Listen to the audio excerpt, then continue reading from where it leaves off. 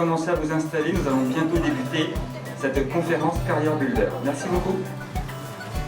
Donc on a des experts qui nous ont rejoints ce matin, qui vont nous faire partager leur expérience et leur point de vue. Et puis l'idée, c'est vraiment de vous donner la parole au maximum pour que vous puissiez vous aussi nous donner des exemples de pratiques dans vos entreprises, des problèmes auxquels vous avez été confrontés, des solutions que vous avez mis en place pour vraiment que ce soit un petit déjeuner convivial, riche, enrichissant pour tout le monde.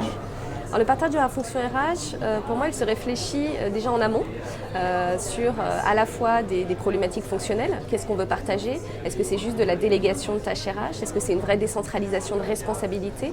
Donc ça, c'est des choses qui doivent être vraiment réfléchies par la direction et pourquoi pas par les services. Et après, quand je dis services, c'est manager et gestionnaire.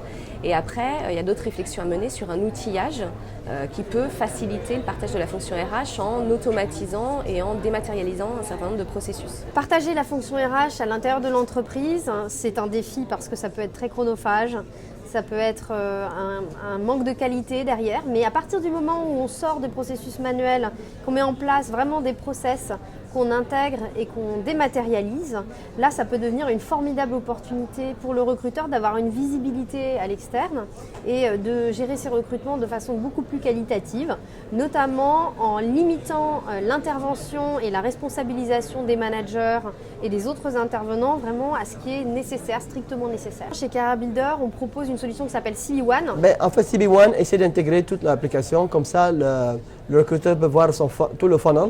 Où il a recruté les applicants, comment il les a convertis en embauche et toutes les interactions qu'il a avec le demandeur de son service.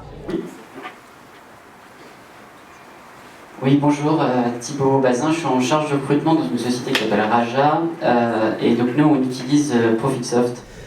Je dirais qu'il y a trois grandes composantes aujourd'hui dans Profilsoft permettant d'interagir avec les managers. La première, c'est de décentraliser la partie de besoin de recrutement. Le besoin de recrutement est externe à l'outil. Un formulaire est composé dans l'intranet du client et le manager va pouvoir saisir en autonomie une demande de recrutement. La deuxième partie, ça va être plus sur la partie interaction et puis validation des candidats dans le processus. Et la troisième grande composante, c'est de mesurer cette activité avec les managers. C'est la partie reporting. Cette partie reporting va permettre au RH de pouvoir quantifier et aussi qualifier les candidats qu'il a partagés avec le manager.